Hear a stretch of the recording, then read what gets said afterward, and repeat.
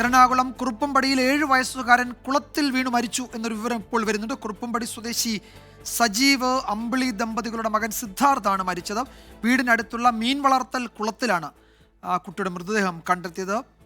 റാഫി കരീം വിവരങ്ങൾ നൽകും കൊച്ചിയിൽ നിന്ന്. റാഫി, എന്താണ് സംഭവിച്ചത്? എപ്പോഴായിരുന്നു ഈ അപകടം? അതിദാരുണമായ സംഭവം. വിവരങ്ങൾ എന്തൊക്കെയാണ് റാഫി?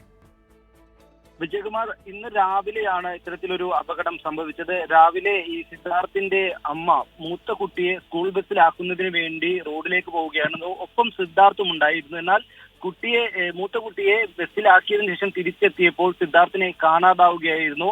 തുടർന്ന് നടത്തിയ തിരച്ചിലിലാണ് വീടിന് സമീപത്തുള്ള കുളത്തിൽ കുട്ടിയെ മരിച്ച നിലയിൽ കണ്ടെത്തിയത്. ഈ കുളത്തിൽ കഴിഞ്ഞ ദിവസം JCB ഉപയോഗിച്ച് ആഴം കൂട്ടിയിരുന്നു. മീൻ വളർത്തുന്നതിന് വേണ്ടിയായിരുന്നു ഈ കുളം നിർമ്മിച്ചത്.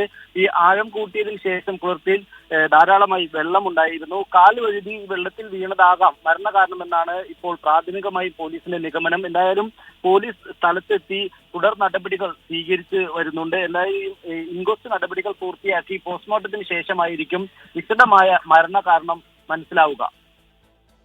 വീടിനടുത്തുള്ള മീൻ വളർത്തൽ കുളത്തിലാണ് മൃതദേഹം കണ്ടെത്തിയത്. കാൽ വഴുതി വെള്ളത്തിൽ വീണതാകാമെന്നാണ് പ്രാഥമികമായി സംശയിക്കുന്ന. റാഫി കരീമാണ് വിവരങ്ങൾ നൽകിയത് കൊച്ചിയിൽ നിന്ന്.